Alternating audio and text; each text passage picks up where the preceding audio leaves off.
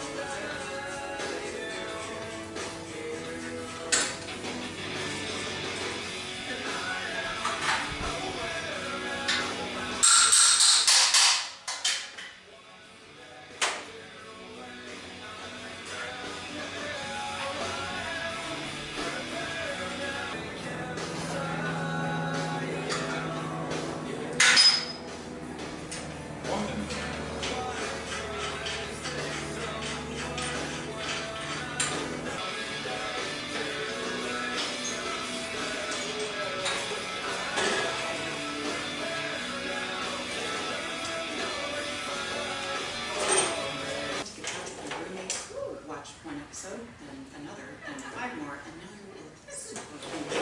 So you head to McDonald's, get some $100 steaks, and get right back to the meal. There's a meal for every moment at McDonald's, especially when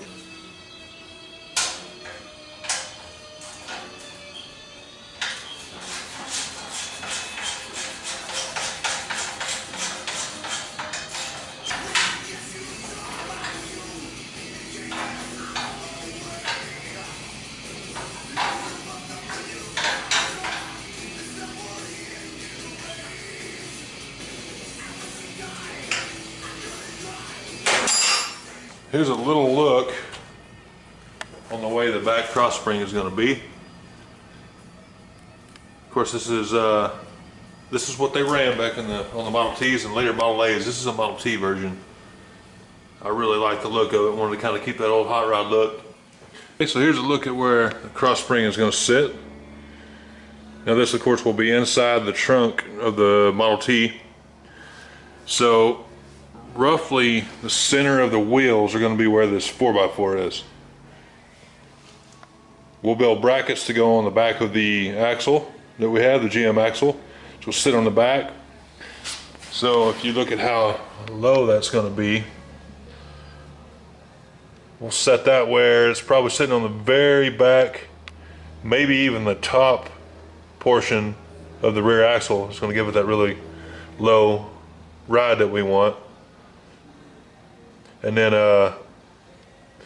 that'll be centered up in the wheel well. We'll cut it out when we get the body on, but this is roughly where it's going to be. That's why we put these risers in here to drop it down that far to account for these tall cross springs. That way to lower it that much more. And then there are more springs I have out there. This is just kind of bolting it together to see what it's going to look like. I've got more springs, which I'm going to need because it's going to be heavier than it used to be. So I need to build some shackle brackets, and then I need to build some brackets for here, the Z brackets, some on the inside, and then Z brackets for the front. So we're going to get started on that before too long.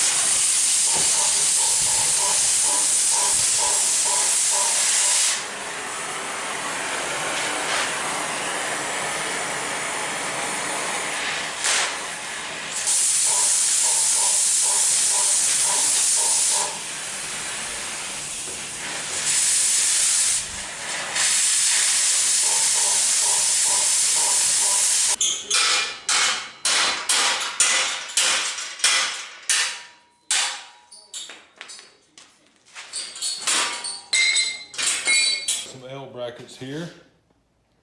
We're gonna put those right on here. We're gonna do a little cleaning up on the welds there, grind it off. We're gonna weld those L brackets on right here.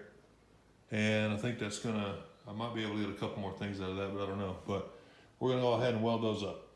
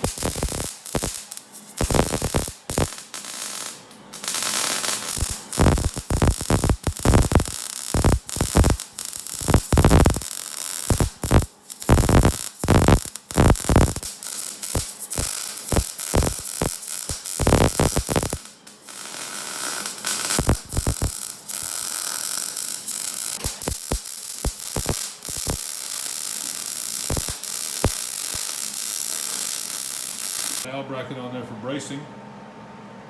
Got one more to do on the other side. Go over on that side.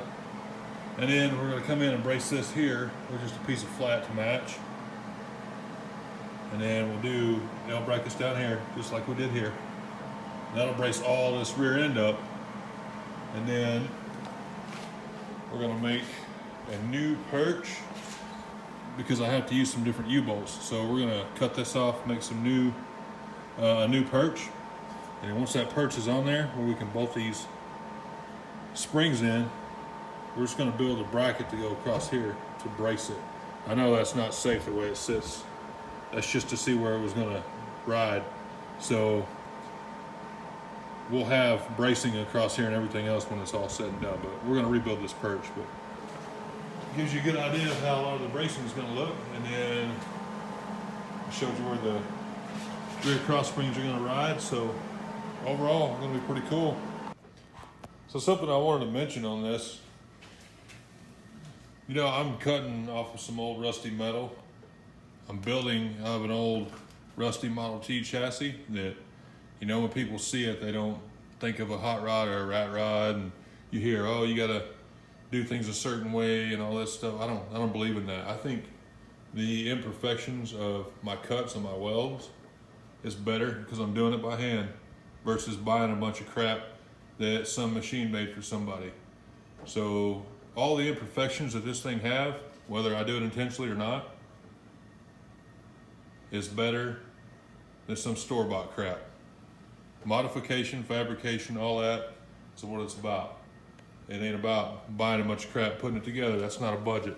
I'm doing budget. Everything I do is a budget, and it'll stay that way. So I do appreciate comments I get on it, and I do appreciate any advice I get on it. But just let it be known that all the ugly imperfections are what I want. Handmade, the way it's supposed to be.